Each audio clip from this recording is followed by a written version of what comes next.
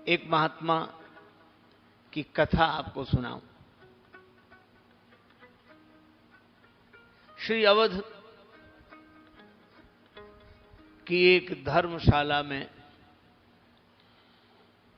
एक सज्जन आकर ठहरे।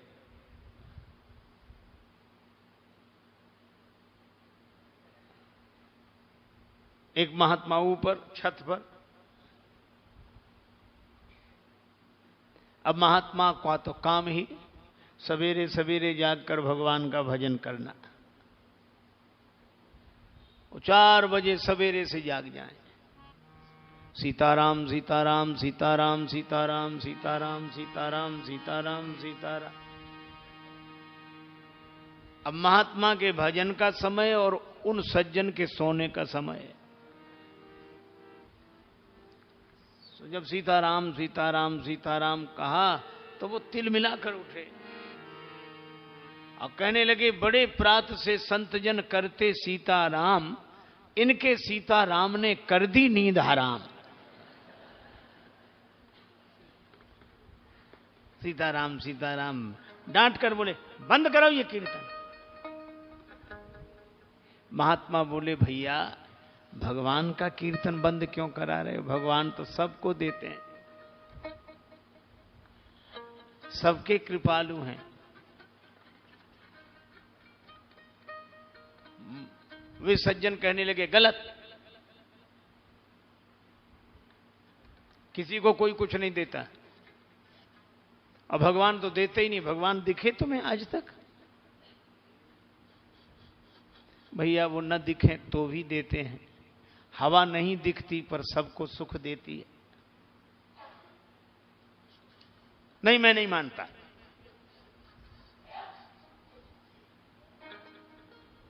उन सज्जन ने कहा कि अगर भगवान मुझे देंगे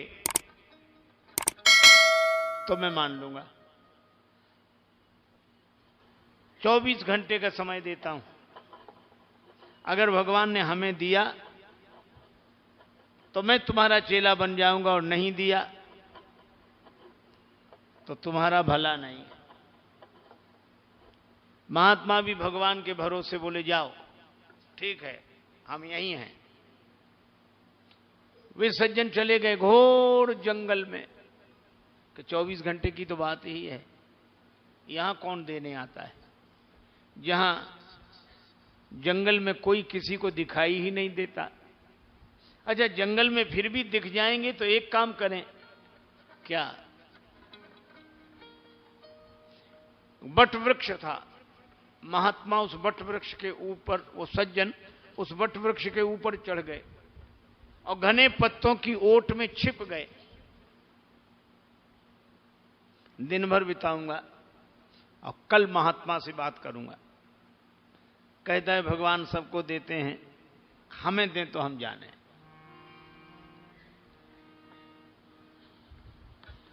थोड़ी देर में बंजारे निकले उधर से।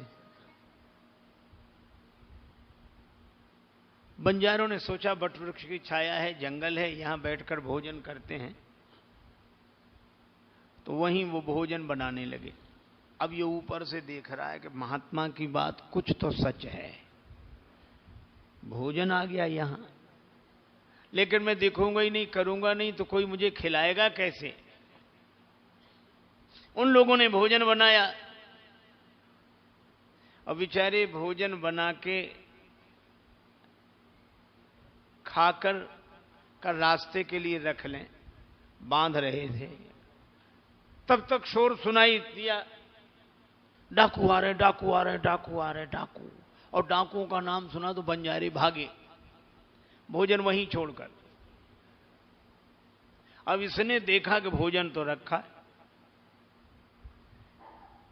अब बंजारे तो भाग गए, भोजन वहीं छोड़कर।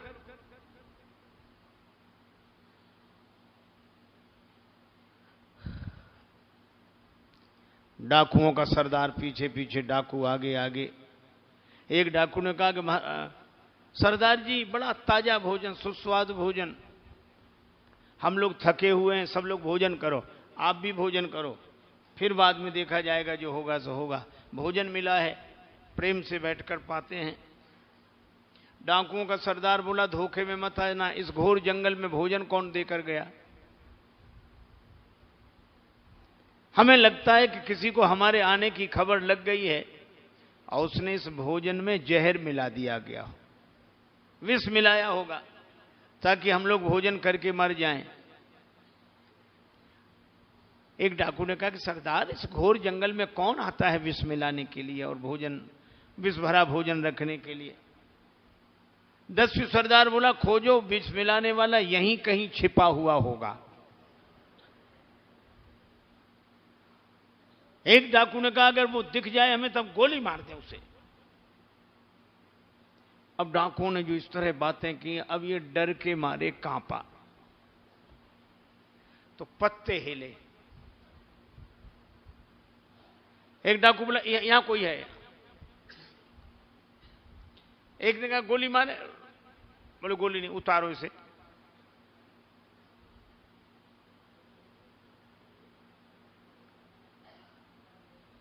नीचे उतरकर बोला, गोली मत मारो, गोली मत मारो, सुनी बोली सुभीत भरी, आकर तुम्हारा सब हुक्म बजाऊंगा, संग में रहूंगा, सेवा सब करूंगा और जो भी कहोगे बोझ सर पे उठाऊंगा।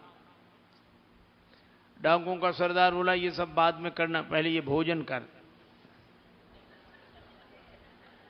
इसमें विष मिला है।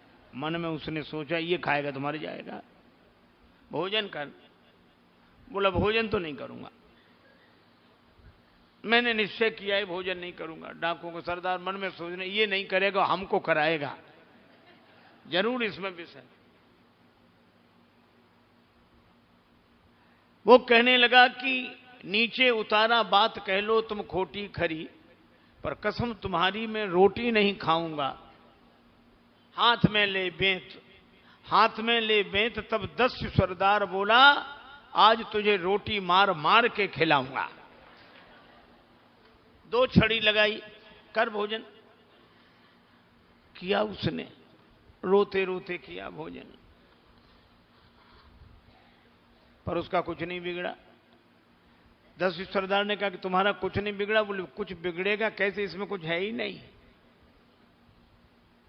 फिर तुमने ऐसा निश्चय क्यों किया? का एक महात्मा ने कहा था कि भगवान सबको देते हैं। मैंने कहा मुझे देंगे तो मानूंगा। डाकुओं का हृदय परिवर्तन हो गया और वो व्यक्ति महात्मा के पास आया। महात्मा तो राम भरोसे सीताराम सीताराम सीताराम, आकर चरणों में गिर गया। महाराज, आप सही कहते हैं, मैं आपका चेला बनूंगा। और वही सज्जन उस संत के शिष्य बनकर बड़े उच्च कोटि के महात्मा हुए, श्री मलूकदास जी महाराज। और मलूकदास जी क्या कहते हैं?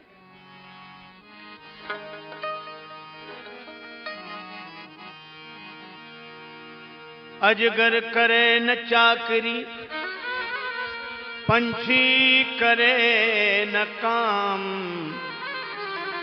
दास मलूका यूं कहें सबके दाता